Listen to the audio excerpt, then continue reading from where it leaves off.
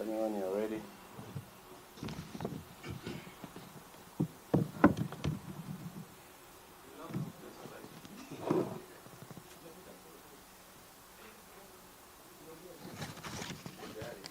Go ahead.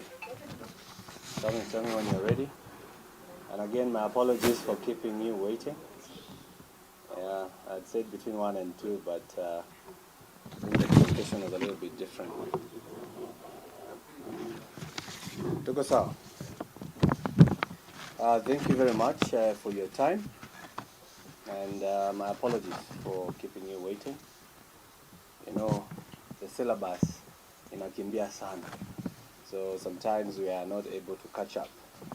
But I want to give a statement, and this is my statement as a senator of Kiambu County, Karongo wa Thang'wa, having listened to the people of Kenya and the people of Kiambu County. Ladies and gentlemen of the press and fellow citizens, thank you for gathering here today. I stand before you not only as a legislator, but as a committed advocate for the democratic values that underpin our great nation, Kenya. Today, I wish to address a matter of profound importance that affects the very fabric of our democracy: the proposed amendment of the Constitution of Kenya regarding term limits for elected officials. As you are aware, the current proposal that is before the Senate seeks to extend the presidential and parliamentary terms from 5 years to 7 years. I firmly believe that this change poses significant risks to our democratic principles. I have formally submitted a memorandum to the Senate Committee on Justice, Legal Affairs and Human Rights, that is JLAC, articulating my strong opposition to this proposed amendment. And here are my reasons. 1, threat to democratic accountability. Extending term limits undermines the very foundation of accountability in our governance. A 7-year term would diminish the frequency with which citizens can evaluate their leaders, making it harder to demand change when necessary. Risk of authoritarianism.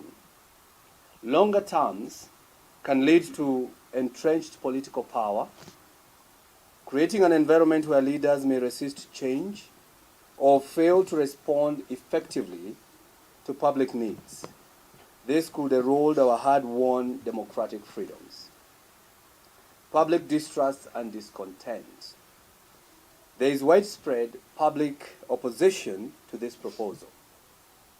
Many view it as a self-serving and potential threat to democratic governance, reflecting a disconnect between elected officials and the citizens they serve.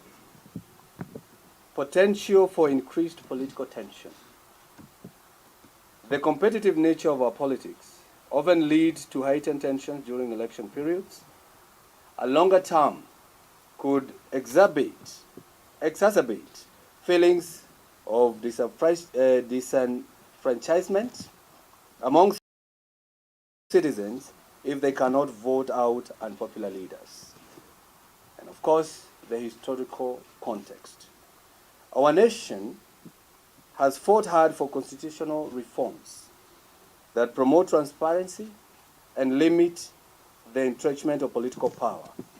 This proposal disregards those struggles and aspirations.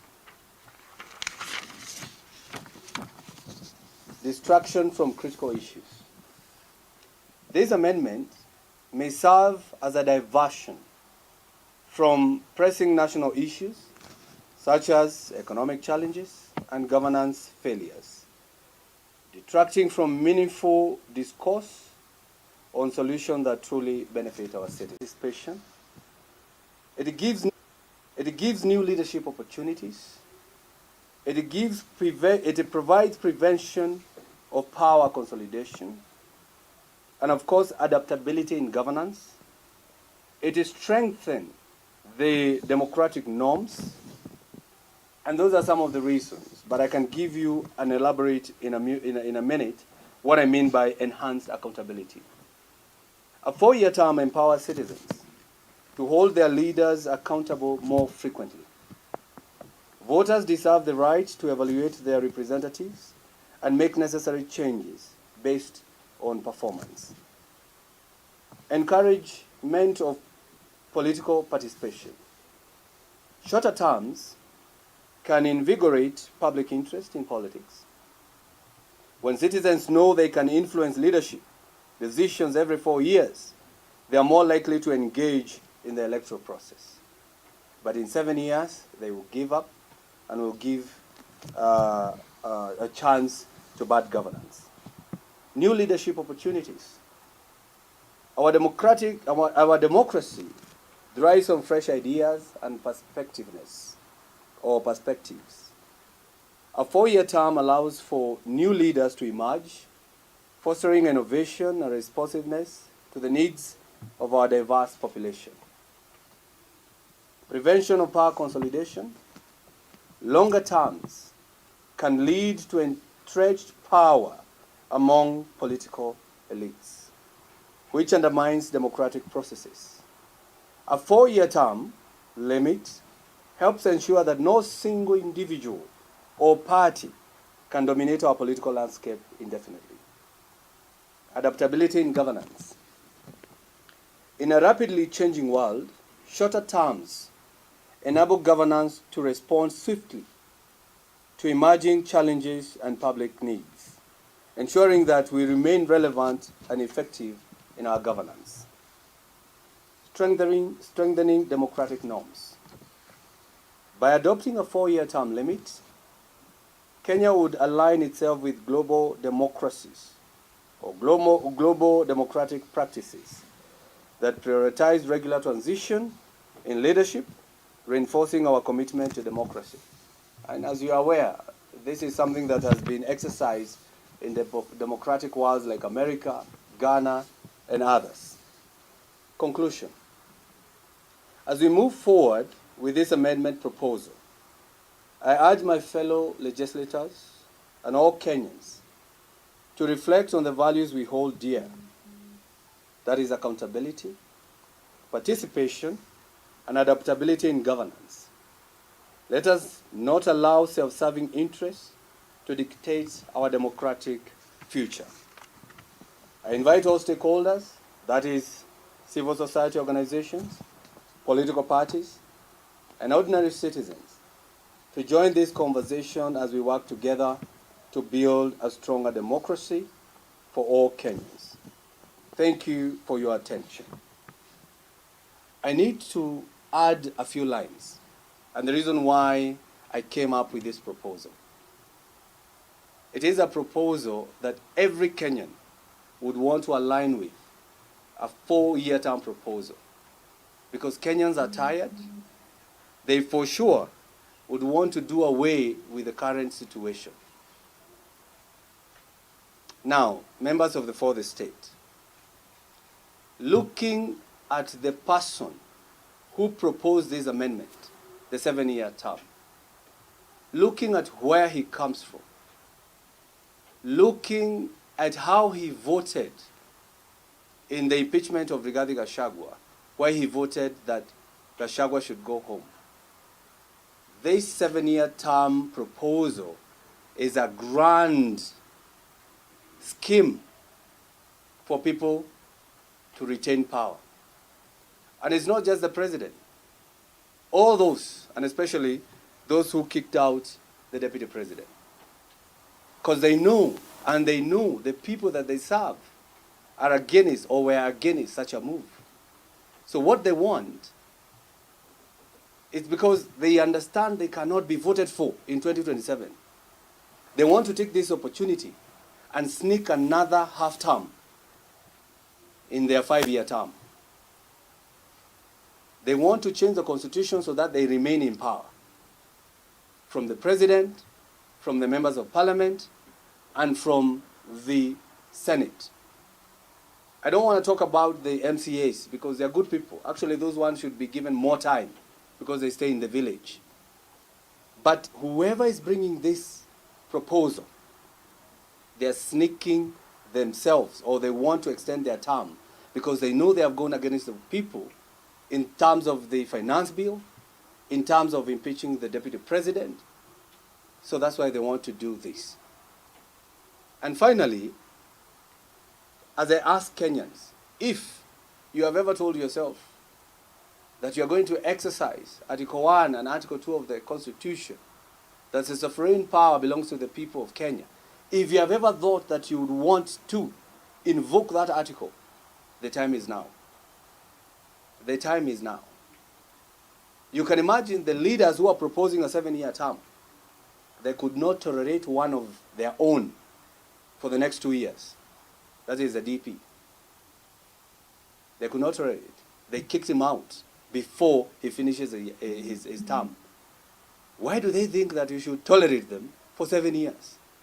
Can you imagine the discontent that is there in this country, that people can go on with it for the next 7 years? So this is a time for each and every person to rise up and say no to this 7-year term and support my motion. We actually reduced from 5 to 4. I wish we can go 3. But we go to 4. That has been exercised by other democracies. So mine is to say that I'm going to oppose this. And there are several senators who are also opposing this issue of 7-year term. But we need your inducement. We have realized they act on inducement from the public. So wake up and talk to the people of Kenya and talk to the leaders, and especially senators, because it's at the Senate. We are 67. So, I mean, we can talk to 67 people. And from what happened from the impeachment of the deputy president, Kenyans had high hopes with the Senate, but they no longer hold the same view. They no longer hold the same view of trusting the Senate. Because if the Senate, after listening to the accusation of the deputy president, voted the way they voted, that tells you they have premeditated kind of voting. And if we are quiet on the 7-year term, the same premeditated, the same invested on or in kind of voting will occur. The other day, I was on a TV interview with one of the senators, who is the deputy majority leader at the Senate. The deputy majority leader, leading us, the senator of Nakuru. And when we were asked why he voted the way he voted by impeaching the deputy president, the answer was, I was voting not because of the allegations, not because there was justice. I was voting for the sake of peace in Nakuru. I want you to reflect on that answer. For the sake of peace. So that means if she voted no, there will be no peace in Nakuru, if we were to go with the statement. So what does that mean? What does that mean? We are fighting people by telling them they are tribal, yet we ourselves, probably we are. So the issue is, we are no longer trusting the Senate.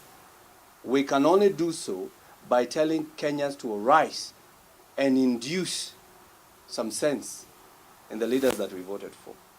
So thank you very much, members of for the state.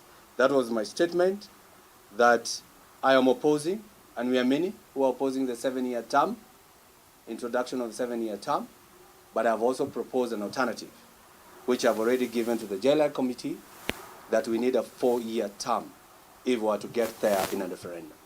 If we have to, 4-year term. Thank you. Yes, sir. You are a strong ally of the leadership. And his own words, no bill of motion will see the light of the day without the president's note. Does this mean President William Ruto was aware before the bill was taken? Because for the party member of parliament, first attempt on the same, he came out clean on it. On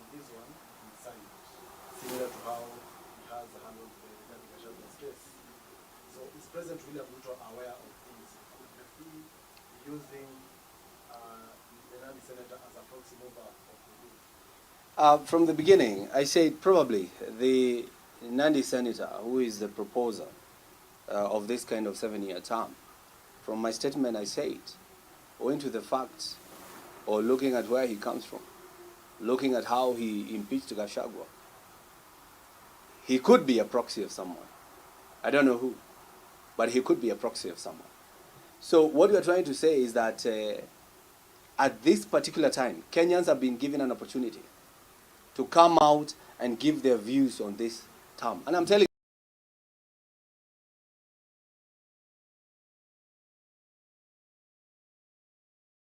yesterday everybody was looking at Gachagua's court case and following and whatever was happening. At that particular time, the court okayed the affordable housing. Nobody is talking about it. So it is a scheme that we look at Gachagua, we look at the deputy president, the 7-year term. Can you imagine a 7-year term of the current governance? A 7-year term. I mean, people would hang themselves. No one would want to tolerate this regime for another 1 month, 2 months, or 3 months. And it is a good example from them. They have shown us by example. If they cannot tolerate one of them, one of their own, how would they expect us to tolerate them after they have given us so many promises? Yes, sir.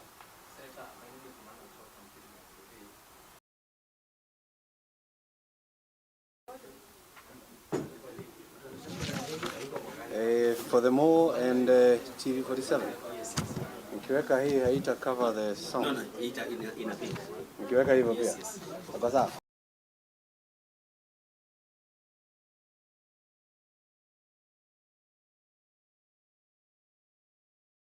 So, and I want to caution Kenyans a little bit when they say kufa dereva, kufa makanga. Remember, you're in that matatu. So when you say kufa dereva, kufa makanga, tunakufa wote. I want to tell them, sema shuka dereva, shuka makanga, tuwajue nchi. Shuka dereva, shuka makanga. And you can only do that by coming out and opposing some of these things. I am not in the process of any impeachment. I have not had any impeachment motion of anyone. But what I'm trying to tell the nation is this is the right time to start speaking. You spoke, the finance bill flopped. I mean, what else do you want? How else do you want to be told that if you speak, things happen? So this is the right time for you to speak. Yes. Yes.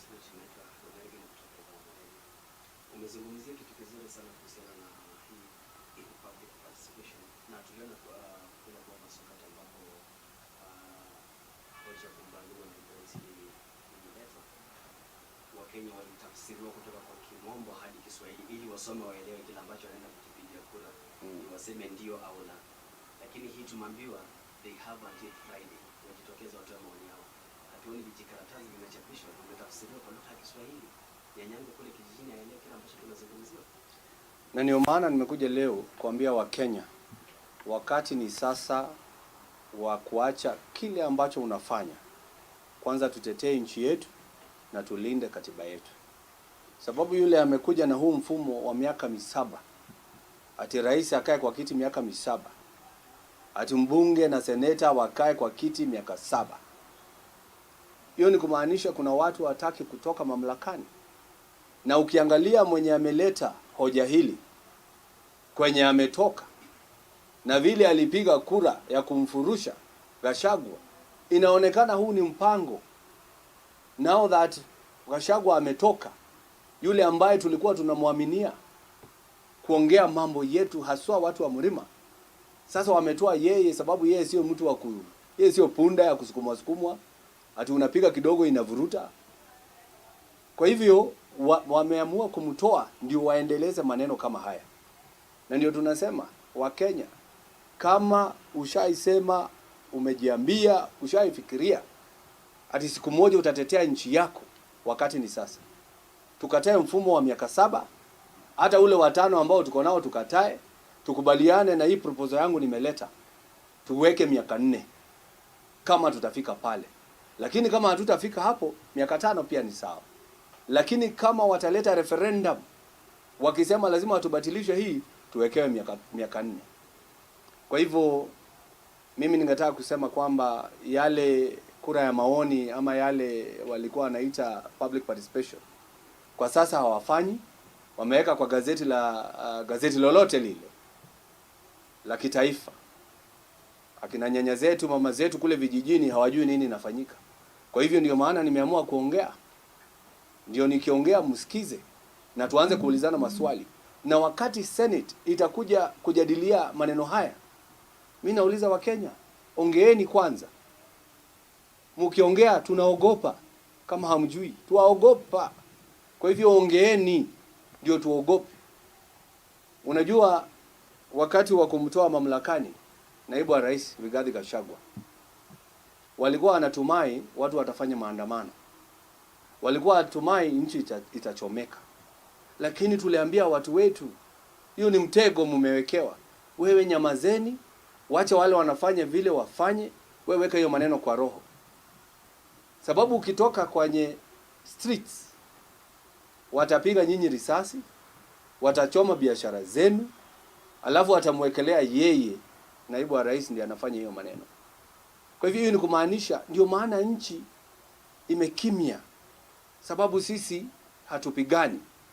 Na ningetaka kusema jambo moja. Tulikuwa na yule seneta wa Nakuru katika kituo kimoja cha televisheni. Tunaulizwa maswali, anauliza kwa nini wewe ulipiga yes Rigathi aende? Akasema hakuangalia hata mashtaka yoyote ya Rigathi Gachagua. Yeye alipiga tu for the sake of peace katika Nakuru, ati sababu kuna makabila yote. Hiyo ni kumaanisha kama angepiga no, kungekuwa vita. Na ni nani angeleta vita? Na ukisema yes ndio kusitokee vita, hiyo ni kumaanisha unakandamiza watu wa kabila moja ukilenga yale makabila mengine. Hiyo ni mambo ambayo ningetaka sote tujadiliane. Lakini kwa sasa nauliza Wakenya, maneno ya Gachagua iko kotini, naibu wa rais, na sisi tunatumai justice itapatikana pale. Justice haikupatikana bunge la kitaifa na haikupatikana katika Senate. Tofauti ya bunge na tofauti ya Senate ilikuwa wengine walisikiza kwa makelele, wengine wakasikiza wamekimya, lakini wote walifanya mambo sawa. Wote walifanya mambo sawa. Yes sir.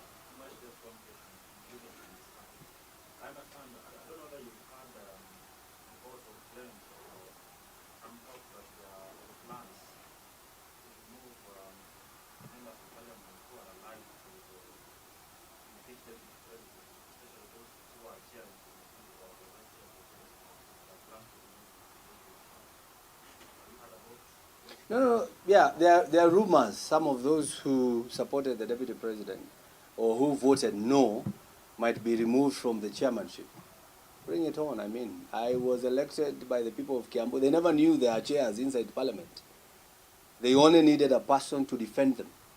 So if they were to remove us for standing with justice, I mean, it's okay. I mean, it's fine. As long as I belong and I stay and I remain as a senator of the great people of Kiambu. So we have been threatened, told that you are going to be removed from the chairmanship. And my committee, which is roads, transportation, and housing, right now is discussing the issue of Adani. It is my committee that is supposed to come up with the recommendation and the recommendation and the report. So if probably they would want to remove us so that we don't execute, because you see, we are not sellouts. I cannot sell out. I cannot sell Kenya to anybody. So if they feel that they would want to remove us from committees because it is in the grapevine, we can hear. We're even being told when Rigathi Gachagua was being impeached, we were told, if you want to retain your seat, vote yes. But you see, I'm not gullible, that I should protect my seat so that I kick somebody else out. I better remain the senator of Kiambu without any other affiliation, any other committee. any other thing, as long as I have the floor of the House. Are you sure you want to tell me? Can you handle it? Can you handle it? Yes. Deputy party leader, Yes. UTA party officials have voted that there will be an mechanism to remove him as the deputy party leader. Are you, as Gachagua allies or Gachagua's allies, contemplating also forming a party? You see, UDA says they are going to kick out the deputy president. That's where they could have started. I mean, that's where they could have started if they were serious with these things. Because for you, the UDA constitution says that the deputy party leader is the deputy president. Is going to be the deputy president. So even Kindiki himself, he's not the deputy party leader. They should have just started there, following their constitution. We follow our UDA constitution. First of all, make Kindiki the deputy party leader, and then from there, make him the deputy president. So you can see they are, I don't know why they hurry. You know, because they have time. The constitution has given the president 14 days to nominate a deputy president. It has given the parliament 60 days to scrutinize and vet and all that. So we are not worried. What we are worried about at this particular time is that the deputy president gets justice. However it is served, justice.